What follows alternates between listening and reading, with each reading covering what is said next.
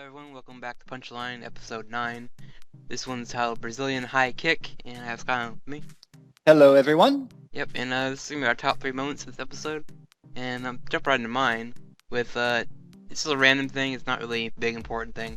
Because, I don't know, I found it weird that Chinosuke, the talking cat thing, it wants to be more ghost-like, so he was trying to scare Yuta, like, that whole episode was kind of random, like he was just playing around. Which was kind of weird seeing him do that, but yeah, I don't know why I picked it up for my top moment, but I thought it was just funny. Just seeing him act like more like his original goofy self instead of the serious mentor. I'm thinking that he thinks every day is opposite mentor day, so if he wants Utah to do what he wants to do, he basically more or less has to always use reverse psychology. So now I think whatever Utah is doing that is supposedly quote-unquote changing the timeline actually needs to happen. Right, or could they even go even deeper in that and be like, is Yuta changing the timeline affecting the cat? Maybe? I don't know. I don't think so. I mean, that's nice, and for time travel, that's nicely recursive. Right. When you get right down to it, I kind of like that. If the object is to get further away from this circumstance, you got to get closer to it or something like that. Yeah, I'm still keeping an eye on the cat. I still don't 100% trust him. I think there's something up. I wouldn't be surprised if they revealed that he's the main, again, like we said before.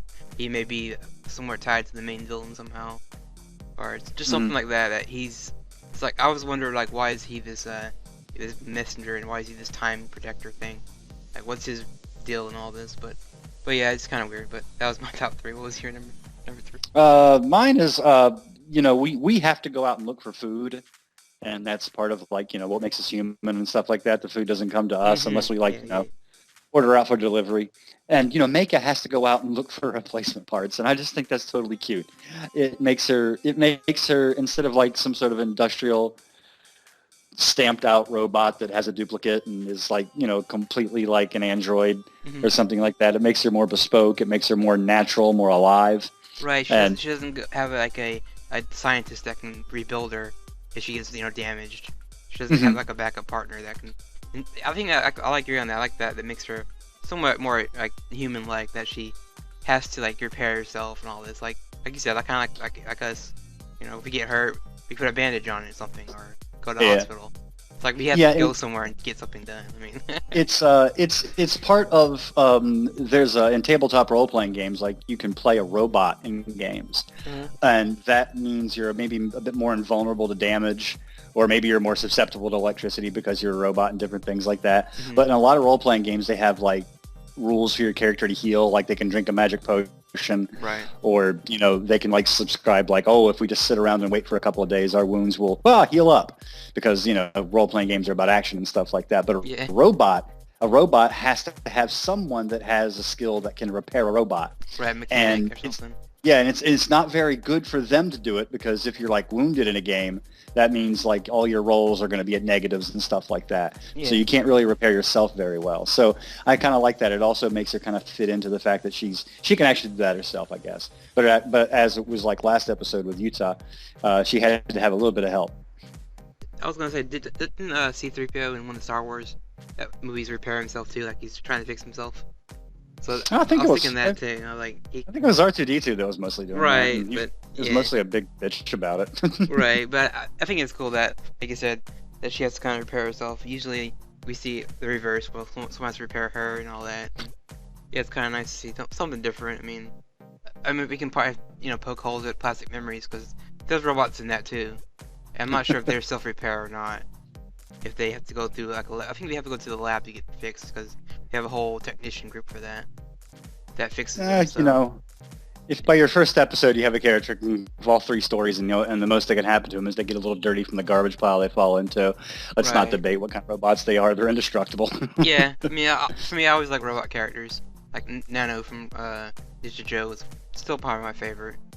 Even though that's more of a a comical robot, but I like that one. Let's see, number 2 would be this is not Armageddon, aka the movie with Bruce Willis and all those Hollywood actors. They can't use, I guess, nuclear bombs to blow up this meteor that's coming. I guess they usually discover that's all a lie. That the Kume leader is kind of pulling everyone's leg. That he's like, oh, you can do it this way, and the other group's like, no, you can't. So there's a lot of scientists, I guess, who are trying to figure out if his theory is correct or not. Yeah, I mean, that goes back to, I mean, the likelihood of everyone on planet Earth right now winning the lottery tomorrow is Hmm. probably much more probable than an asteroid hitting us when you get right down to it. One, this section of the Milky Way galaxy has calmed down a lot. There's no longer big old huge massive amounts of gravity throwing things our way like that. And there's other sources of gravity that if it comes from outside our solar system, it's kind of pulling them away. That, and we've got the great solar system vacuum cleaner that is Jupiter. It actually attracts a lot of asteroids within its gravity and pulls it around. So yeah, the likelihood of us hitting it, but yeah, using a nuke is really dumb because you blow it to chunks and now all of a sudden you've got more asteroids to keep track of, and that is bad. Right. Yeah, I mean, but like you said, if you had like 1,000, so that the order of magnitude that what little shock wave does happen to vaporize it is Hmm. still incredibly risky because you might not be able to. I mean, you know, it's a pain in the ass to target one missile successfully to Right. hit right place. Now you want to target 1,000. I mean, you just can't.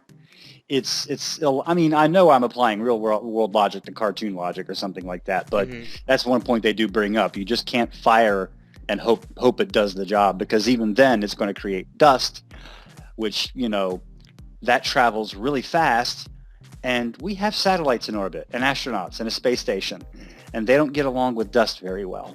Yeah, that's why I was using the Armageddon movie as an example. As Yeah. a movie that Oh, hollow-eyes the whole was it destruction of a meteor. I think they used was 4 nuclear bombs to get rid of that meteor. I think was it that? Yeah, something like that. Was because it that, I know or was it? they had to go up to space, like launch and land on the meteor as it's falling to Earth, plant the bombs and get out of there. It's the whole plot of that Yep. movie. And leave a guy behind because Right. it demands a blood sacrifice. And it demands Aerosmith sing some song, but yeah, they I can back to the anime. I guess the scientists kind of are going back and forth on will this plan work and not. But I think Yuta at the end discards the truth that it was never gonna work, like you Yeah, said. And I do yeah, believe that too. Blowing it up is kind of dumb because and all you doing is making it, I think, worse. yeah, we do actually in 2029 do have an asteroid that is going to come into our orbit. Hmm. And it's going to not only come in between the orbit of the moon and the Earth, it's actually going to fall down to the orbital level of most of our satellites. That's a really, really close call. But it's more than likely, according to the math, going to happen. Hmm. And one of the cool ideas they have for that is that what they'll do is they'll launch a big rocket, not to hit it, Just to break it, but or what it could. no, not to break it, to move alongside it Uh huh. and to basically stay with it at its orbital point, at its gravitational center. And what it'll do is it'll nudge it and slow it down ever so slightly. That way the Earth will keep on moving, it'll slow down, and it'll just pass us. Right. So basically, like kind of putting a parachute on it, basically trying to slow Yep. it down. It is a space parachute. And I that's... always wondered, like, could they like make it like latch onto the meteor and like reverse thrust somewhere else? I always think that, but I'm like, I don't know if you could do that. The whole uh, there's probably a bunch of theory or science behind how you could do you, that, but yeah, but you would have to get there early. You would have to yeah. get there often. And, yeah, where do you attach the rockets? At what point are you going to decide? How are you going to get the fuel up there? Because that requires a lot of, yeah, it's just too just late. hire Bruce Willis and all his friends. They can do it. I Yeah, believe. you want I a dirty believe. job? You hire miners. You hire Right. oil riggers. That's what you do. Yeah, that's Blue, right. Forget your fancy long hair science. Just hire some blue collar workers. They'll get rid of Right. it. Speaking of meteors, you see, I don't know, this is kind of a random topic. The preview for the new Pixar movie about dinosaurs. How No. their theory is like, what if the meteor never hit Earth and didn't kill dinosaurs? And this is funny animation where the meteor flies like it's headed towards Earth, like it's all dramatic, and it's gonna hit the planet and then it just flies over. And you see like the camera pulls out. It's like a tiny little pebble that flies across, like a little beam of light. It looks pretty funny. Like they kind of made it like this all dramatic. Like it's a huge meteor, but it actually feels like a rock, like a little golf ball. That Yeah, kind of size. So, it's funny. you just change the camera's perspective into Uh-huh. things like that. Yeah. Uh, So what was your number two? I thought it was really endearing that Yuta didn't want Mikatan to be strange juice anymore because the unification process would wear her down and kill her.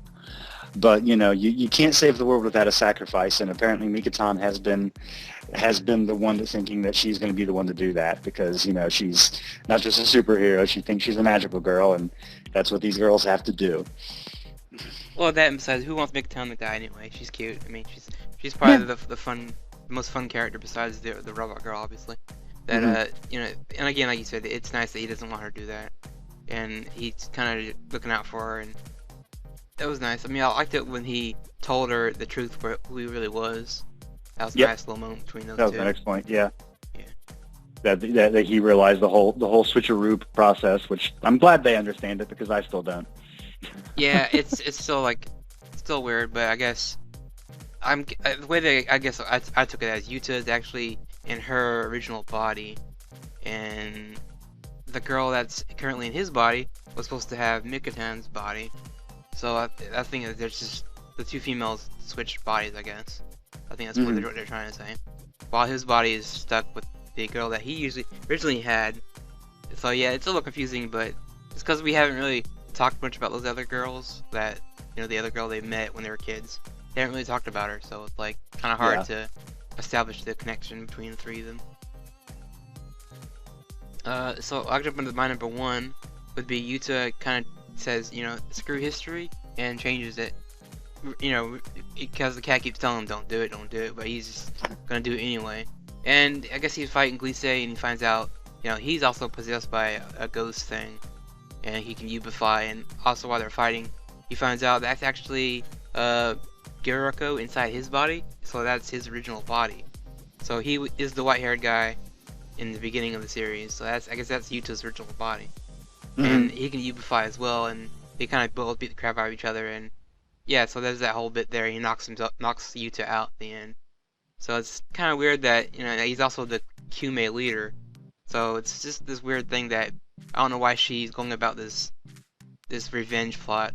I don't think he did anything bad to her in the past, but Yeah. I don't understand why she's attacking him.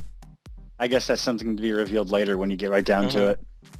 It makes me a jealousy thing that they did reveal that Mikatan does like this girl Guroko. I think she likes her because they talked about, or she likes Pine. I don't know. It's weird, but yeah. Again, we need to figure out what's her motive for doing all this. Exactly. And what was your number one? Number one was that Yuta may have a girl's soul, but I think he's still a guy, so that means he does have guys' hormones. Mm-hmm. And as we all know, guys' hormones at that age act like they want to. And so that just makes a big old comedy of errors when Meika comes in that sexy get-up, and then makes it even worse by wearing a man's costume, which you have to admit is incredibly much sexier than what she had on. Yeah, so that's more points. I mean, that's more points for Meika this episode. I thought in the third part that he puts a blanket around her. It's like, okay, well, she was like complaining about the heat. Now you made it worse. Yeah, exactly. Dumbass, you just made it worse. Yeah, I like that line he says. He's like, "I'm still a guy." She's like, "Yeah, whatever." Like you can tell she's probably just like, "Yeah, okay, whatever." Like, I don't believe you. Yeah, that was pretty funny. I like that moment. Mm-hmm. And I guess anything else from the actual episode? Like, I don't know if you missed anything. I think we both have some random bits down here in the show notes. Yeah. For mine, I want Yuta's yuck hoodie.